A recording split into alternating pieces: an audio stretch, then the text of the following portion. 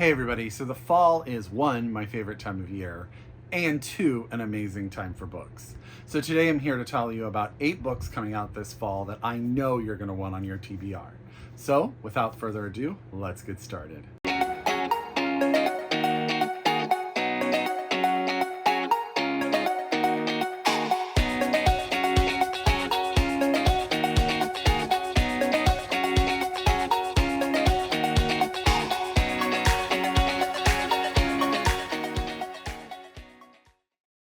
Hi everyone and welcome back to my channel. It's Russell with Ink and Paper Blog. How are you all doing today? As always, I hope you're happy, I hope you're healthy, I hope you're safe, and of course I hope you're reading an amazing book or 2 or 3 or 4. The summer is coming to an end. We're having some final heat waves here in Northern California, but it is starting to cool down. It's starting to get dark a little earlier, which is nice. I've been working hard and also been reading a ton. I have finished 12 of 13 books from the Booker long list. The 13th book is not out yet, so I have read everything I can read there. And I have been reading so many other amazing books. And today I'm here to talk to you about 8 books that have just come out or are coming out over the next couple of months that I'm sure you're gonna want on your TBR. So, without further ado, let's get out our pen, our paper, our Goodreads, however you keep track of your TBR. If you are so able, please get these books from your local independent bookstore, or if you're a library user, get yourself a library copy as soon as possible. I'm going to start with the 2 books that I think are out currently, and that is, we're going to start with Where the Forest Meets the River by Shannon Bowring. This is out from Europa Editions. This is a sequel to the novel The Road to Dalton, which I read a couple of years ago, a year or so ago. And I absolutely adored it.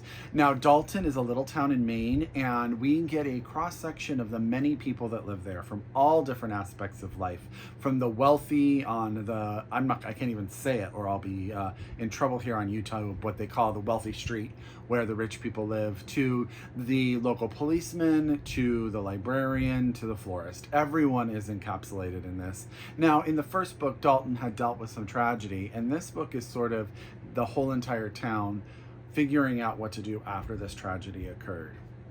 I don't want to go into it too much because what I want to make sure you do is read the first one. If you are fans of any sort of small town collective narrative, so I would say Olive Kitteridge or Lucy Barton novels by Elizabeth Strout. Oh my gosh, I'm totally blanking on his name. Somebody's Fool. Is that Richard Ford or is that Richard? Oh, you know, I'm totally blanking. Richard Russo. His Somebody's Fool series, where you get sort of this cross-section of the small town of life, and you just get to dive into these people and who they are and what makes them tick. These 2 books will fill that niche for you so much. I love the way Shannon writes. I love the people she creates. I love the stories she tells. And I love that Europa sent this one to me earlier. I am a good section into this one, about 50 pages. Totally loving it, totally loving being back in Dalton. So that's Where the Forest Meets the River by Shannon Bowring, and this is the sequel to The Road to Dalton, out from Europa, and please pick them both up. They are both absolutely fantastic. The next book that is out or just about to come out is actually Minas Matchbox by Yoko Ogawa. This is translated from the Japanese by, I was going to have this faster this time, Stephen Schneider, and out from Pantheon Books here in the US. This is actually what I'm currently listening to on audio, but I want to thank Pantheon very much for sending me this beautiful finished copy. I am a huge Yoko Ogawa fan, and all of her books are so different. So this book takes place in 1972 Japan. It's the story of a single year. Our main character, whose father has passed away many years earlier from stomach cancer, has been sent to her rich aunt's home, as her mother is going to go to Tokyo to learn how to be the next level of dressmaker, but they can't afford for the daughter to go with her. So our main character goes to live with her aunt, and her husband, who is like the heir to this soda pop fortune. There's all sorts of main characters in the house, from a grandmother, a German grandmother who is sort of like the overarching matriarch. There's a really cool woman who's been running the household for a long time, so who really just is like what she says goes, the uncle and his charismatic ways. But really, this is the story of Mina, who is the main character's cousin, who has an illness, and they sort of create a relationship. And over this 1 year, it's how that relationship sort of formulates into who this young girl turns out to be later in life. It's beautiful. I love Yoko Ogawa. I highly recommend it. I will not be surprised if we see this book on the National Book Award Translated Fiction long list in a couple of weeks. So that is Mina's Matchbox by Yoko Ogawa, and that's out from Pantheon Books. Okay.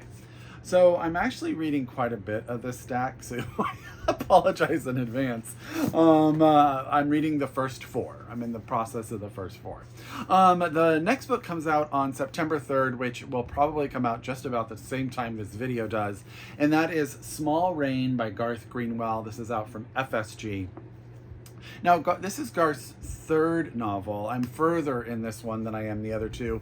And I have loved all of his works, but this one to me is just next level good. So, the story at the heart of it is the story of a man, a poet, who lives in the Midwest with his partner, who is a professor, and one day wakes up with this immense pain that he just cannot explain. He tries to avoid going to the hospital, but eventually it just overtakes, and he has to go to the hospital. Now, the book takes place in the first few months of the COVID epidemic, and so in the beginning, he's there by himself. And then eventually they figure out, or they think they figure out what's wrong with him, and they're trying to, do all of these tests and stuff, and it's this narrative on his sort of a recovery and everything that's going to have to do with him. But really at the heart of this book is the story of the relationship between him and his partner, Elle, as he is in the book, and really how they came together and that sort of support and love that they have one another. Now, if you've ever read Garth Greenwell, you'll know his writing is dense. His paragraphs are really often pages and pages, spliced together thoughts, but there's such a beauty to his writing. He tackles all of these sort of philosophical topics from the point of view of his main characters, and he writes beautifully about the world and the situations we're in. His main character is really fraught here with a sense of being lost. He's not used to having this lack of control in his life. So there's a little bit of fear in this narrative, and it is just blowing my mind. It is so good. So please pick up Small Rain by Garth Greenwell, out from FSG. This one comes out on September 3rd. So depending on when this video goes up, you can probably get your hands on it. Next is a book that comes out on September 24th. And the other one that I'm currently pretty deep in, and that is Sally Rooney's Intermezzo, again, also out by FSG. I am a diehard Sally Rooney fan, from Normal People to Conversations with Friends. I have loved all of her books, and so I was so excited when FSG sent me this copy early, and I am also about 100 pages into this one, and I am blown away by this woman's talent. She is just like so amazing. So, set in Dublin, this is actually the story of 2 brothers. Their father has just passed away.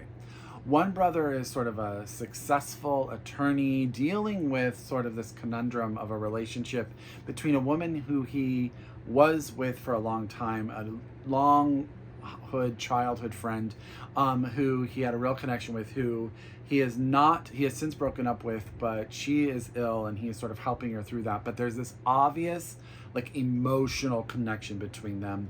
And he has another more physical relationship with a much younger woman, which has all sorts of dynamics that I'm not going to go into because you have to read the book.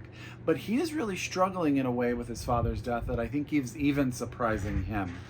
And then he has a younger brother who is a chess player by trade, awkward, struggles with social interactions, and doesn't really know how to process feelings. And right after the funeral for his father, goes to this tiny town to do this chess event that he's been hired for, and meets an older woman who sort of spawns in him this desire, and I want to say desire, not only physical desire, but also this emotional desire to connect in a way that he hasn't connected before.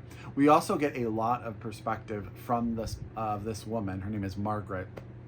And her sort of infatuation with this younger man. She's just gone through a divorce, or is at the tail end of a divorce, and she lives in this small town. She runs the community center where Ivan, the chess player, had his event, and she's sort of figuring out what this connection with this young boy means. The writing is beautiful and poetic and next level. The characters are deep and rich and full and complex and very, very frustrating at times. But it just is such a beautiful book. I'm adoring it. So that's Intermezzo by Sally Rooney. This comes out on September 24th here in the US, and y'all, it is next level good. Have I said that yet? All of them are so good. Okay, so the next books I haven't read, but they're all coming out in the coming months. The next two come out on September 17th. The first one I want to tell you about is Elaine by Will Self. This is coming out from Grove Atlantic here in the US. Now, Will Self was shortlisted for the Booker Prize a couple of years ago for Umbrella. And this is a very different type of book. But this is a novel about a 1950s housewife based on his mother. And Elaine is sort of, she sort of sees herself as a housewife. She's sort of stuck in her home, her child, her husband.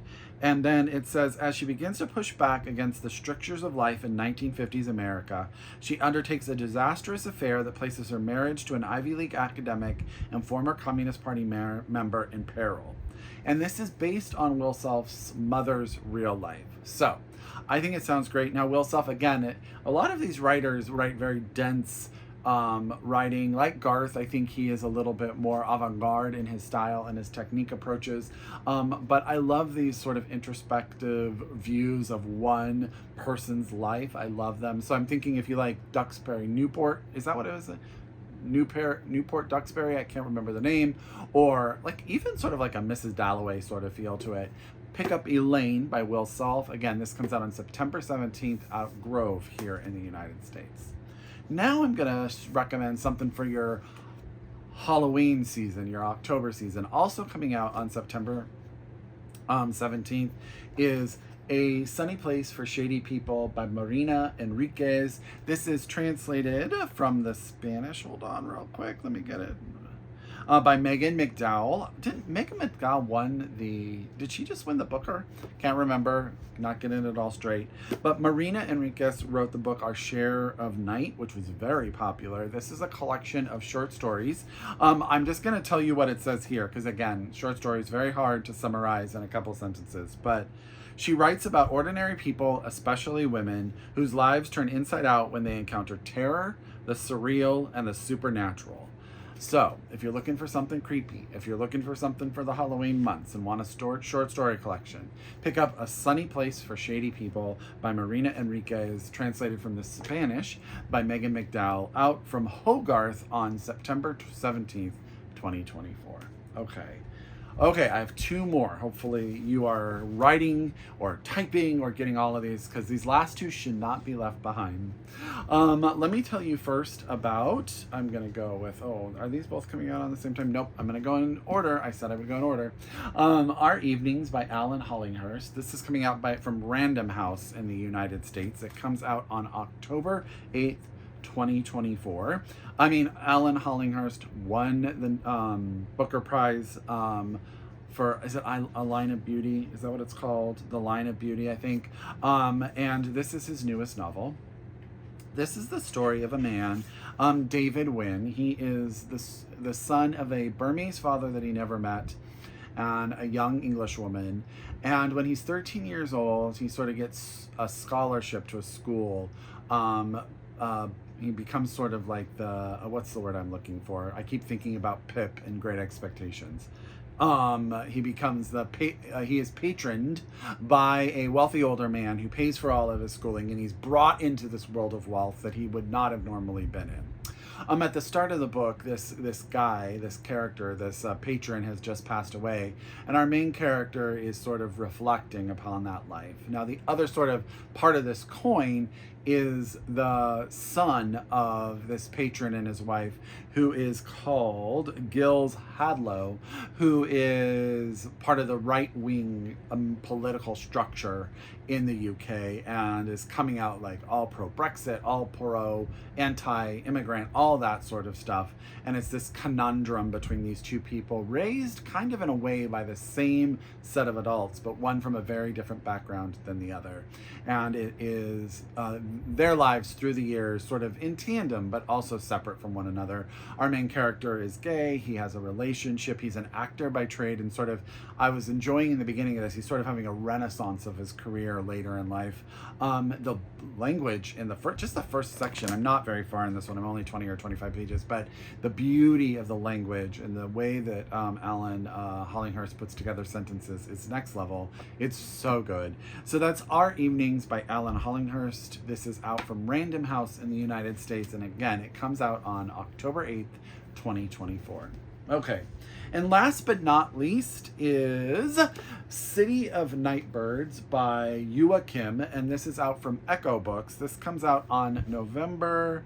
I don't have an exact date, I apologize. November 2024. Now, you may remember a couple of years ago, I read Beasts of a Little Land by Joachim and absolutely adored it. It was like historical fiction set in Korea. This is very, very different. This is set in 2019, St. Petersburg, Russia, and is the story of a ballerina. Natalie Leninova has come back after years of being away. She was going to be this star ballerina, but she suffered an injury, and now she's really just devoted to alcohol and pills to get her through the day.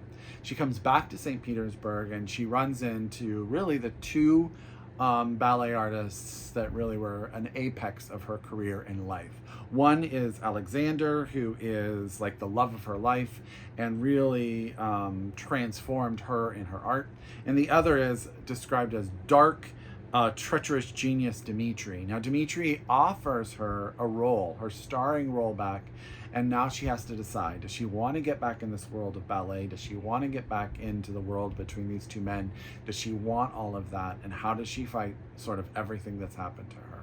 So I trust Joachim to do a phenomenal job with this, and I'm so excited to see what she does next. So that's City of Nightbirds. This comes out in November of 2024 by Joachim from Ecco Books. Okay, I don't think I've put an Ecco book on a list in a while, and that is my shame because they publish some amazing literature.